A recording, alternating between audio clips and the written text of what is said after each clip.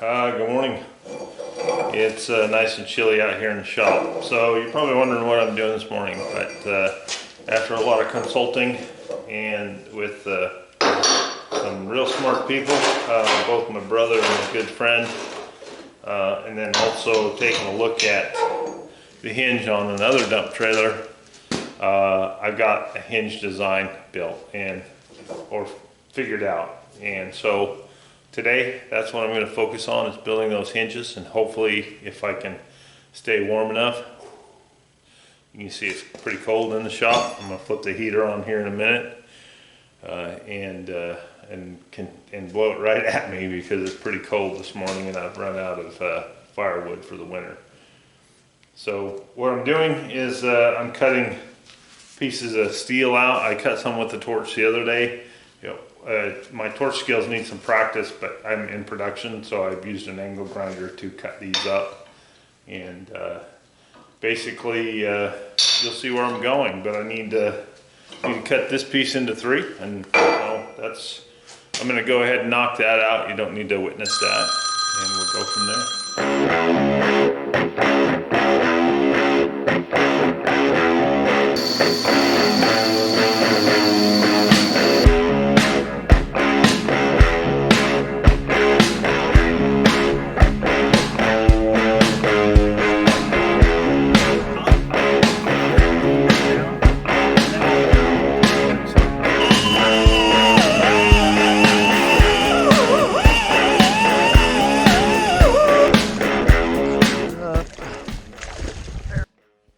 So here's my hinge basically mocked up.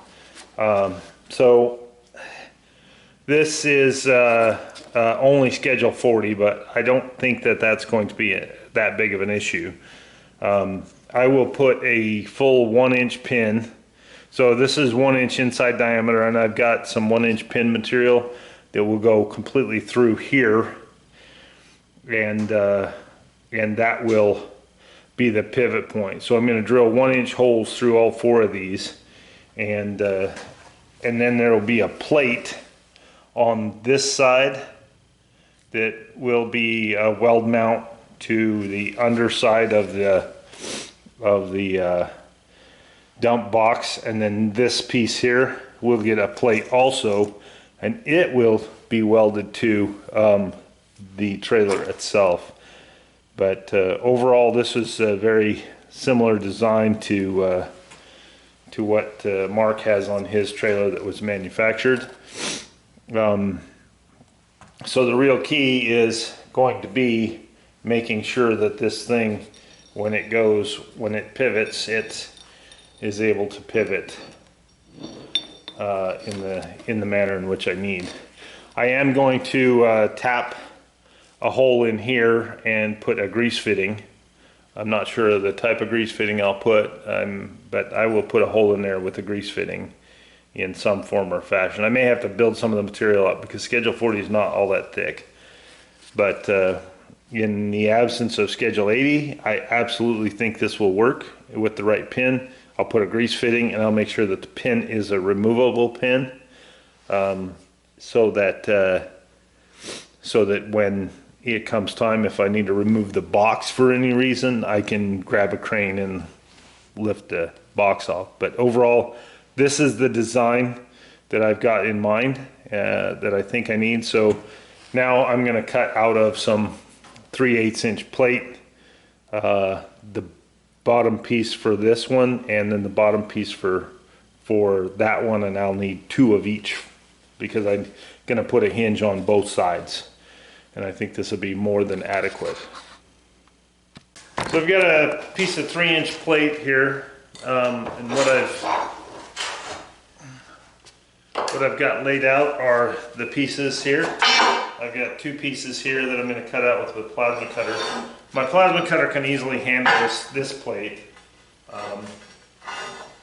Basically, this one's made for that one, and I've got 2 of those marked on here, and then over on this side, similar but a little different. Needs to be a little bit wider because it's for the top piece. and it's that wide, and I've got 2 of those marked. So I'm gonna go set up the plasma cutter and kick the heater back on and get these cut out of the steel. The reason I don't use the plasma cutter on this thickest stuff is it will do it, but I'm not that steady with it. If I was cutting it on a CNC plasma table, that would be one thing. Then I could slow the cut rate down and do it appropriately. But on by hand, it's a little bit more of a challenge. On this thinner stuff, it does not. I can set up a guide and keep my cut speed manual. I did these cuts with a plasma cutter, and they turned out fine. But for the thicker stuff, I won't right now. The plasma cutter can handle it. I'm just not that good at it.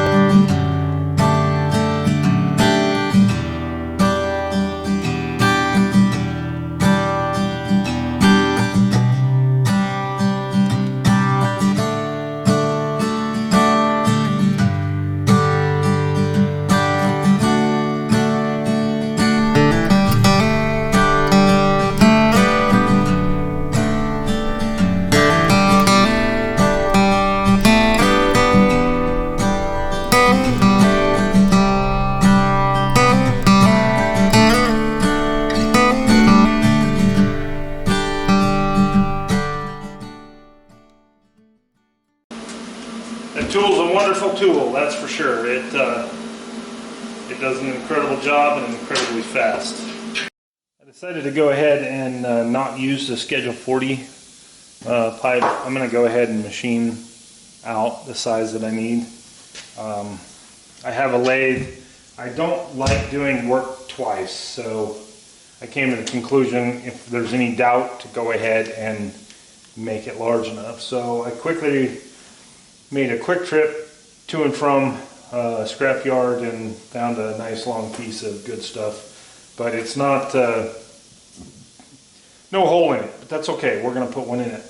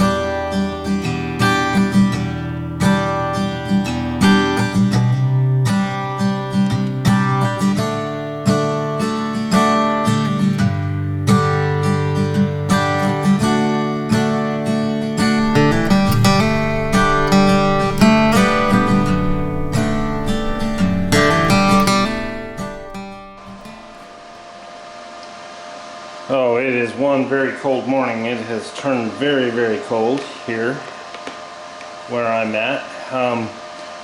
So I had some issues with the battery and the cold with my camera, so and yet, like I said, this project needed to move forward. What I've got here is one of my hinges. So what the last bit of video that I believe I took was me machining these spacers in between here, and possibly some cutting. So these are 5/8 inch pieces of steel I cut out, and I've gone ahead. This is a 7/8 inch pin. I found a farm pin at the farm store. I have these beveled here. I've got a tinfoil spacer in between. I found that that's probably about right for the clearance I need. So I'm going to go ahead and weld this up on both sides. Hopefully everything will be aligned, the pins in place, and we'll tack it slowly and get that done. I full well recognize that I'm going to need to round these corners. I will do that. I just want just enough clearance. I don't want to lose too much meat. But basically, and I've got the other one pretty much ready to go minus the bevels. But for the most part, a hinge on each side on the rail. I think this is more than heavy duty enough to do it. I will also put a grease fitting on the inside of the hinge so that this pin can be greased, and then I'll put a pin stop. I haven't decided exactly how I'm going to do that. I'm probably going to drill a hole in one side of this and thread it, and then weld on a plate so that it just gets screwed in with some Loctite or something along those lines. But I'm going to go ahead and get this welded up and tacked into place, and hopefully it's going to work out well. I'm going to throw a little bit of heat on it so that it isn't so, because it's about 14 degrees.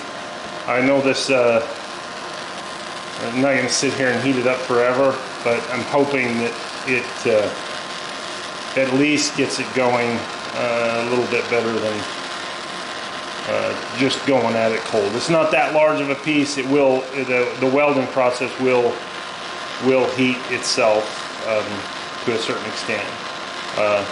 Even though these are very thick pieces of steel, from my experience, that these things do move.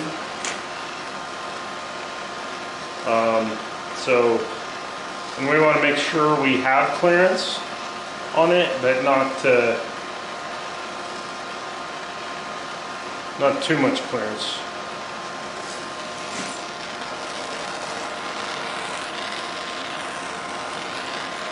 But with the amount of having to move a lot of this dirty work inside my shop, this is just a total pigsty with grinding dust everywhere. When I get my new shop built, which is the point of the dump trailer, when we move, that I'm going to have a dedicated grinding space that I can do that type of work. I prefer to do it outside, but bad weather, getting to be an old man, can't do it everywhere.